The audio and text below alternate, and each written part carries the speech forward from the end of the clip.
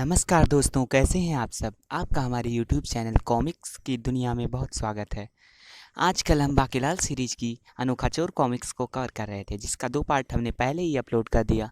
ये तीसरा पार्ट है। दोस्तों, आशा करता हूँ कि मेरे द्वारा किया गया यह छोटा सा प्रयास आपको अच्छा लग रहा होगा। अगर अच्छा लग रहा हो तो शेयर कीजिए। हमें बड़ी मेहनत लगती है, एडिट करते हैं, बनाते हैं। तो दोस्तों, अगर आपको हमारा वीडियो अच्छा लग रहा हो तो लाइक, शेयर और सब्सक्राइब ज़रूर करें। तो दोस्तों, शुरू करते हैं। हमने यहाँ तक देखा था कि राजा मदिरा पान करके मस्त होते हैं और उधर विशालगढ़ वासियों की आंखों की नींद उड़ जाती है। तो सभी लोग दरबार में आते हैं और राजा से मदद की गुहार लगाने पहुँचते हैं, लेकिन राजा को मदिरा में मस्त देख सब बहुत ही ज़्यादा क्रोधित हो जाते हैं। तब बाकीलाल सोचता है, महाराज तो खुद नींद की खुमारी में है, मोटे आदमी को वैसे नींद अधिक आती है, पर ये सो नहीं पा रहा। ही ही। नींद ना हो तो दिमाग भी पूरी तरह से साथ नहीं देता। लोगों की बात इसके पल्ले नहीं पड़ेगी। ही ही। एक बार फिर बताओ अपनी समस्या, फिर देखते हैं ये सुनता है या नहीं। महाराज, हम विशालगढ़वासी सो नहीं पा रहे हैं भू। ये हमारी नहीं सुन रहा, उतारो इसे गद्दी से नीचे। हम दूसरा राजा चुनेंगे। हमें सुलाओ या गद्दी छोड़ो। राजा विक्रम सिंह। लैला मैं लैला, ऐसी हूँ लैला, हर कोई चाहे मुझसे मिलना अकेला। ही। तुनुक तुनुक धुन तुनुक तुनुक धुन तुनुक धुन धुन धा धा धा, तुनुक तुनुक धुन तुनुक तुनुक धुन तुनुक तुनुक धुन धा धा धा। और महाराजा ऐसे ही संगीत गाकर जो शराब में मस्त होते हैं। तभी मुर्दाबाद के नारे बाद में लगा लेना, क्योंकि अभी मैंने किसी को मुर्दा नहीं बनाया। ही। अरे बाप रे, ये कौन आ मरा। ये सब लोग अपनी सुना रहे हैं, मेरी भी सुन लो। मैं ही कसूर हूँ। मैं अपनी एक मानव कन्या छमक छल्लो से प्रेम किया। वो मुझे प्रेम करने लगी थी। मेरा बाप मेरी शादी मेढक जैसी आंखों वाले राजा टोट सिंह के साथ करना चाहता था, क्योंकि मुझे मेढक बहुत पसंद थे। ये सुनकर मेरी पालतू मेढक ने पानी में कूदकर आत्महत्या कर ली, क्योंकि राजा ने उसकी मेढकी को मारा था। मुझे राजा से नफरत हो गई, ऐसा बताती है वो स्त्री उस राक्षस से। तब वो कहता है, प्रिय, शादी के बाद तुम असुर लोक में रहोगी। मैं तुम्हारे लिए चांद तारे तोड़ कर लाऊंगा, पर ध्यान रहे कहीं मेरी माँ घटियासुरी और बाप घटियासुर तुम्हें चट ना कर जाए। बहुत ही घटियासुर है मेरा बाप घटियासुर। मेरे गोटिया हर बहू के साथ सास ससुर ऐसे होते हैं। पर तुम वादा करो कि तुम किसी मनुष्य को नहीं खाओगे और किसी पराई स्त्री की तरफ नहीं देखोगे। वो मानो लड़की उस राक्षस से कहती है, उससे पीछे छुड़ाने के लिए मैंने तुम्हें प्रेम किया। तुम्हारे मुंह से सड़े गन्ने की गंध आती है, जिसके कारण राजा कभी भी हमारे पास नहीं आएगा। वैसे तुमने अभी तक नहीं बताया कि तुम्हारी घटिया बातें मुझे बहुत अच्छी लगती हैं। वादा रहा, ना कहूँगा कोई मनुष्य, ना देखूंगा किसी पुरानी स्त्री को। ही। अच्छा, तुमने तो जब तुम माफ़ कीजिएगा, वो कहती है, जब तुम मुझे उबा देते थे तो मन करता है कि कसकर प्यार से एक चपाट लगाऊं। अच्छा हुआ तुमने बता दिया। मैं दंतमंजन करने की सोच रहा था, लेकिन हमारा प्यार दुनिया से देखा ना गया। उसकी बस्ती वालों ने मुझ पर घटिया आरोप लगा दिया कि मैं आंख मारकर लड़कियां छेड़ता हूँ।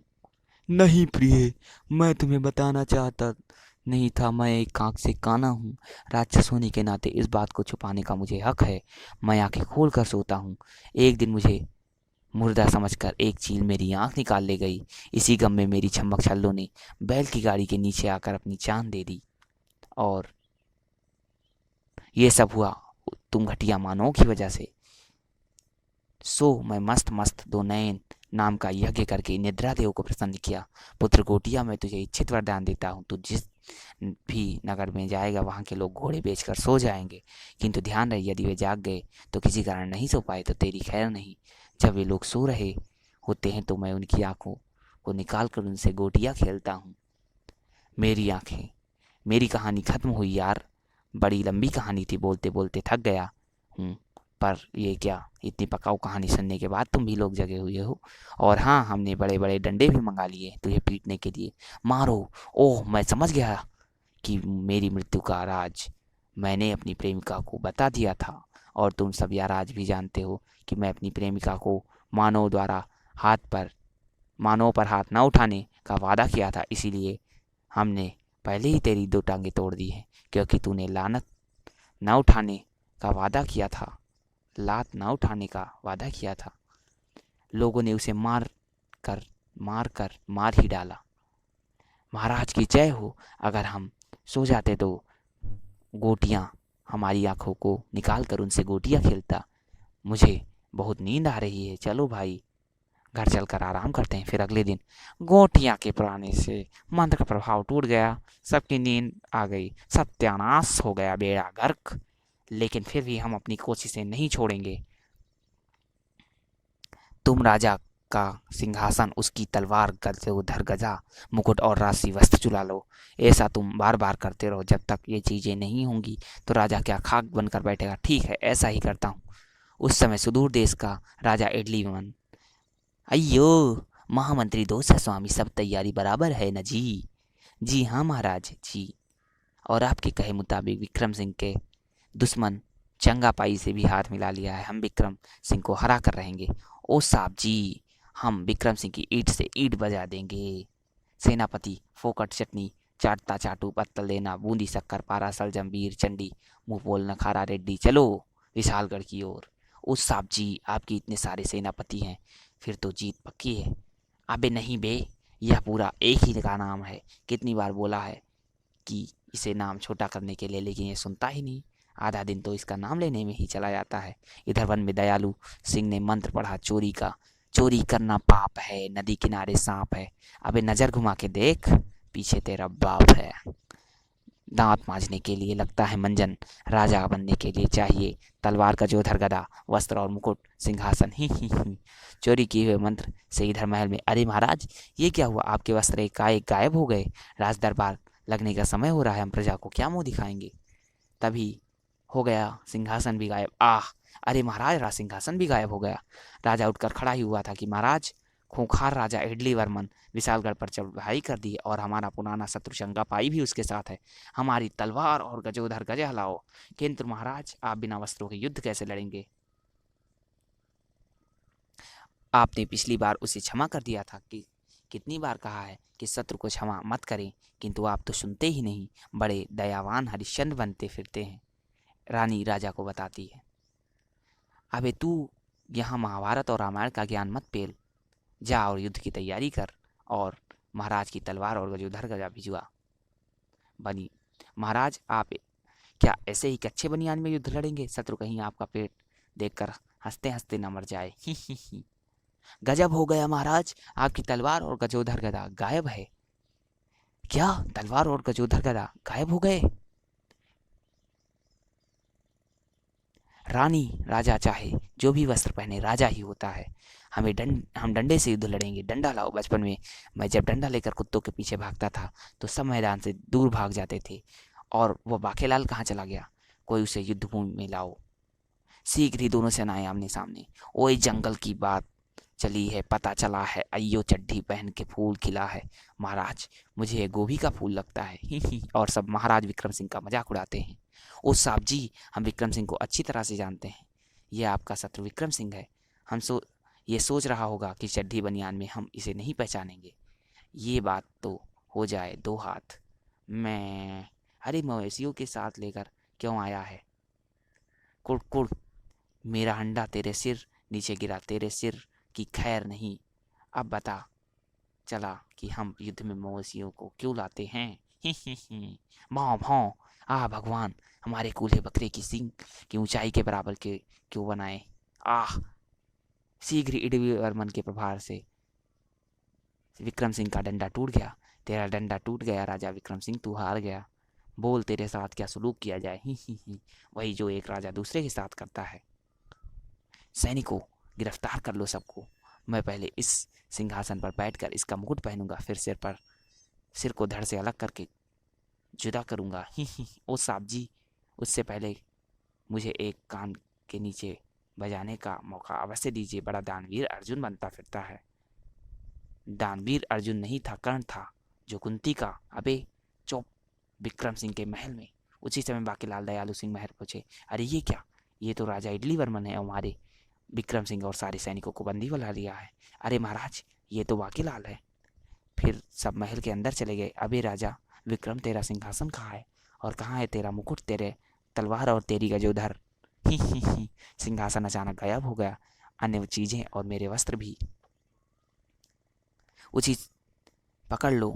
दोनों नमूनों को ऐसा आदेश देते हैं राजा इडली वर्मन विक्रम सिंह को देखकर, और बाकेलाल तथा उस चोर को पकड़ने का आदेश देते हैं।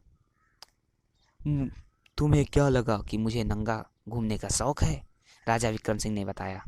क्या इसका मतलब तेरे सिंहासन पर मैं बैठ नहीं सकता, तेरी गदा और तलवार धारण नहीं कर सकता, तेरा मुकुट भी तेरे वस्त्र के साथ नहीं पहन सकता? बू। आह, जल्दी से इन सब को छोड़ दो, वरना मेरी कहानी नहीं सुनोगे। भू। अरे, ये चक्कर तो खाकर गिर पड़ा। फिर शीघ्र ही राजा इडली वर्मन को होश मिलाया। मुझे सब कुछ याद आ गया। याद आ गया तो फिर सुना अपनी कहानी। सुनो, आज से कुछ वर्ष पूर्व मैं बहुत ही परोपकारी और शांतिप्रिय राजा था। मैं कोई जीव हत्या नहीं करता था। मेरी रानी का नाम सांभर देवी था। अजी सुनते हो, तुम्हारी नाक पर मच्छर बैठकर सुबह से खून चूस रहा है, और उसे मारते क्यों नहीं? ही नहीं नहीं, ये जीव की हत्या होगी, ये अपने आप ही 2-3 दिन में उड़ जाएगा। फिर मारना क्यों? इसके भी तो बीवी बच्चे होंगे। वाह, सुबह सुबह शीतल पेय पीकर मजा आ गया। ही ही ही। किंतु एक दिन बहुत सारा इडली डोसा खाकर अपने सिंहासन में बैठकर सुस्ता रहा था तो ऋषि पौनाचार्य जी यहाँ पधारे। अबे ओए राजा, तू हमें देखकर सिंहासन से खड़ा नहीं हुआ, सम्मान मर्यादा भूल गया क्या? अबे याद दिख कराऊं क्या? आप व्यर्थ ही गुस्सा हो रहे हैं आधे पौने हुए ऋषि पौनाचार्य। मुझे क्या पता था कि आप टपक पड़ेंगे, पर अब मैंने बहुत खाना खा लिया, इसीलिए उठ नहीं पा रहा हूँ। मजबूरी हो गई ऋषिवर, क्षमा करें। आइए बैठिए, मैं आपको इडली डोसा सांभर वड़ा मंगवाता हूँ। ही ही ही। मैं तुझे साफ देता हूँ, आज से तू परोपकार करना भूल जाएगा और दुनिया तुझ पर थूकेगी। अरे ये क्या, मेरा मन राजा पर थूकने का कर रहा है। आख थू। और रानी राजा के मुंह पर थूक देती है। मुझे थूकने का शौक नहीं, थूकती हूँ सांप निभाने को। ही ही ही। फिर पौना घंटा समझाने और मिन्नतें करने के बाद पौने चारे का मन पसीज गया। मैं अपना श्राप तो वापस नहीं ले सकता, पर उसमें संशोधन कर सकता हूँ। आज से 1.25 साल बाद तुझे एक ऐसा राजा मिलेगा जो तुझसे भी बड़ा परोपकारी होगा, और युद्ध जीत कर तू उसके सिंहासन पर बैठने में असमर्थ होगा और तेरा श्राप मिट जाएगा। चल, इसी बात पे 2 तस्तरी इडली खिला मक्खन मार के। ही। मेरी कहानी खत्म हुई, और जैसे ही दयालु राजा पर आक्रमण हुआ, आप जो चाहे मुझे सजा दे सकते हैं। नहीं इडली वर्मन, हम तुम्हें क्षमा करते हैं और राज अतिथि घोषित करते हैं। महामंत्री, अतिथियों को अतिथि गृह में ले जाओ। महाराज, इस चंगापाई का क्या करें? ओ साहब जी, मुझे क्षमा करें। इडली वर्मन मुझे इडली डोसा खिलाने के बहाने लाया था। अब मुझे क्या पता था कि वो युद्ध लड़ने आया है। यह बात है तो हम तुम्हें भी क्षमा करते हैं, तुम्हें भी राज अतिथि घोषित करते हैं। और तभी दयालु द्वारा चुराई गई सभी वस्तुएं पुनः विक्रम सिंह के पास लौट गई। वाह, हम पुनः राजा बन गए। अब तुम्हें क्या हुआ? भू। महाराजा विक्रम सिंह, मैंने आपसे बड़ा दयालु व्यक्ति अपनी ज़िंदगी में नहीं देखा। आज मेरा भी श्राप खत्म हुआ। अब मैं अपनी कहानी सुनाता हूँ। सुन लो, सुनाता हूँ तुमको कहानी। जब मैं बचपन में छोटा था, बड़ी शरारत करता था, किंतु जब मैं और भी छोटा था तो बहुत ही दयालु था। अबे अबे कच्छा सिंह, तू रो क्यों रहा है? कल रात मेरी भैंस मेरा कच्छा खा गई। वो बस इतनी सी बात, रोक। ले पकड़ कच्छा, मौज कर। तू भी क्या याद रखेगा? वाह दयालु वाह, तुम कितने दयालु हो। कितना दयालु है हमारा दयालु। मेरा कच्छा पहनकर जब कच्छा सिंह वापस जाने लगा, आह, उसका सिर फट गया। फिर एक दिन बहुत ही बूढ़ी बुढ़िया मेरे पास से गुजरी। बेटा, चलते चलते थक गई हूँ और अभी दूर जाना है, मेरी मदद कर बेटा। मैंने उसे घोड़े पर बैठा कर घोड़े को मार दी लात। अब बेचारी बुढ़िया को कम से कम पीठ से तो बांध देता, ये घोड़ा है, अपने आप वापस आ जाएगा। कितना दयालु है हमारा दयालु। पर पता नहीं कैसे कुछ ही दूर जाकर बुढ़िया घोड़े से लुढ़क गई। और फिर जब मैं बड़ा हुआ एक दिन, अरे ये नदी में कौन बहता हुआ जा रहा है, उस बेचारे को बचाते हैं। मैंने अपनी भैंस की रस्सी से उसे बचा लिया, लेकिन नदी से बाहर आकर भी मुझे धन्यवाद नहीं बोला। एक दिन ऋषि पौनाचार्य हमारे गांव में तपस्या कर रहे थे। ओम शांति दे। कम ऊंचाई होने के कारण मुझे लगा कि कोई बच्चा बैठा है। लगता है बच्चा मेरी भैंस का दूध पीना चाहता है। मैंने अपनी भैंस को उसके ऊपर ले जाकर खड़ा कर दिया, पर भैंस ने दूध देने के बजाय उस पर गोबर कर दिया। ये आपका शत्रु है महाराज, इसे बंदी बना लीजिए, फांसी पर चढ़ा दो। बाकीलाल, ये हम क्या सुन रहे हैं? वो महाराज, मैं। इससे पहले कि बाकीलाल अपनी सफाई में कुछ कह पाता, बाकीलाल क्या बताएगा, हम बताते हैं। अरे ये क्या, ये सारे ऋषि मुनि विशालगढ़ से अचानक गायब हो गए थे।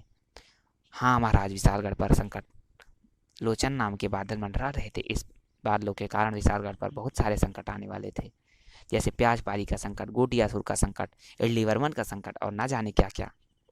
इसी भय के कारण हम विशालगढ़ से चले गए थे, और यह सब संकट दूर होते ही हम आपका कोई चाहने वाला कोई लोचा करे, तभी ये संकट टल सकता था। अर्थात वो सब किया बाकीलाल ने, अर्थात दयालु सिंह के साथ मिलकर आपके खिलाफ षड्यंत्र रचा, किंतु वास्तव में वे षड्यंत्र ही संकटों की काट थी। ही। हाँ, नहीं तो पता नहीं क्या क्या होता। हो गया मेरा एक बार फिर बेड़ा गर्क। और बाकीलाल, तुम्हें मैं गद्दार समझता था, मुझे क्षमा कर दो। बू, इसमें तुम्हारा कोई कसूर नहीं। मुझे भगवान शंकर ने पहले ही सब कुछ समझा रखा है। मैं जानता हूँ कि मेरा बाकू कभी गलत काम नहीं कर सकता। मेरा बाकू अब देर न कर पुच्छी दे। और महाराज हर बार की तरह बाकीलाल का पुच्छी लेते हैं। मुझे पता है